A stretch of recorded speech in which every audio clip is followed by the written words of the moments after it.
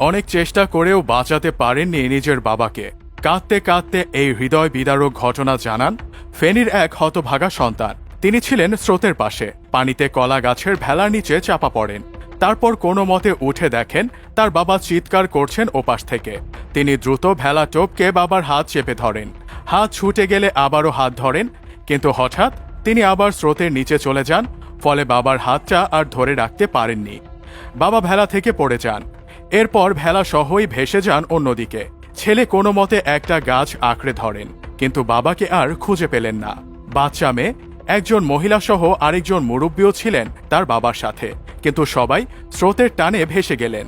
হৃদয় বিদারক এই ঘটনা ভয়াবহ বন্যায় সবচেয়ে বেশি আক্রান্ত হওয়া ফেনী জেলার।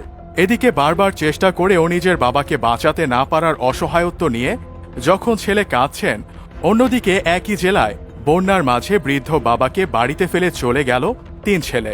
শেষ পর্যন্ত তাকে উদ্ধার করলেন ছাত্ররা। ফেনীতে দেখা যায় আরও এক দৃশ্য। জেলার মুহুরীগঞ্জের কলিমুদ্দিন ভূঁইয়া বাড়ির নূরনাহার বেগম রাস্তার পাশে দাঁড়িয়েছিলেন ত্রাণের জন্য। ছোট ছোট সন্তান নিয়ে ঘরের ছাদে আশ্রয় নিয়েছেন, কিন্তু 22 আগস্ট থেকে কেউ কিছু খেতে পারেননি। বাচ্চাদের কান্না দেখে নিজের ক্ষুধাই ভুলে গেছেন তিনি। এক প্রতিবেশী সাঁতার কেটে এসে তাদের কলা গাছের ভেলা বানিয়ে দিয়ে গেছে। সেটাতে চড়ে ঘুরে ঘুরে সন্তানদের জন্য খাবার জোগাড়ের চেষ্টা করছে নূরনাহার বেগম। বন্যার মাঝে আরও এক দৃশ্যের সাক্ষী হয়েছে ফেনী। মায়ের কোলে নিরুদ্বেগ ঘুমে আচ্ছন্ন শিশু, মুখ ছাড়া পুরো কোমল শরীর তোয়ালে পেঁচানো। হেলিকপ্টারের বিকট শব্দেও ঘুম ভাঙেনি তাদের। মায়ের চোখ অশ্রুসিক্ত। এই অশ্রুধারা আনন্দের নাকি সন্তানের জীবন নিয়ে উদ্বেগের, তা স্পষ্ট ধরা পড়েনি। আপাতত নিরাপদ স্থানে পৌঁছতে পারছেন, হয়তো এই ভেবে কান্না ধরে রাখতে পারেননি। কেননা প্লাবনের মধ্যে জন্ম নিয়েছে ফুটফুটে শিশু। বন্যায় বিধ্বস্ত ফেনীর পরশুরামের বিলোনিয়া সীমান্ত এলাকা থেকে হেলিকপ্টারে 2 নবজাতককে উদ্ধার করে র্যাব নিরাপদ স্থানে নেয়ার সময় এই দৃশ্যের দেখা মেলে। মুহূর্তে সামাজিক মাধ্যমে ভাইরাল হয় ছবি ও ভিডিও।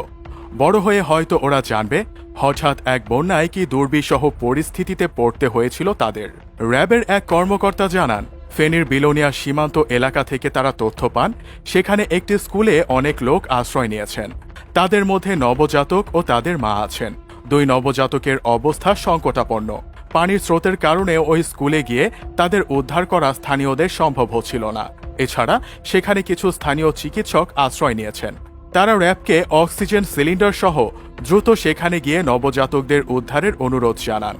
এরপর র্যাব হেলিকপ্টারে বিলোনিয়া গিয়ে তাদের উদ্ধার করে কুমিল্লায় সম্মিলিত সামরিক হাসপাতালে ভর্তি করে। উদ্ধারকৃত 2 নবজাতকের একজনের বয়স 10 দিন। জন্মের পরপর ঠান্ডাজনিত সমস্যা ছিল। বন্যা শুরুর পর শ্বাসকষ্ট বাড়তে থাকে। বিদ্যুৎ না থাকায় তাকে অক্সিজেন সাপোর্ট দেয়া যাচ্ছিল না। উদ্ধারের পর এখন আইসিইউতে রাখা হয়েছে।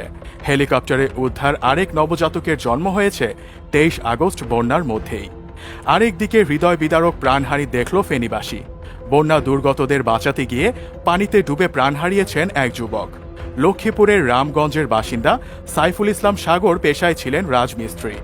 ফেনীর বন্যা দুর্গতদের সাহায্য করতে বন্ধুদের সঙ্গে উদ্ধার কাজে নামেন, কিন্তু সেখানেই পানিতে ডুবে পৃথিবীর মায়া ত্যাগ করলেন সাগর।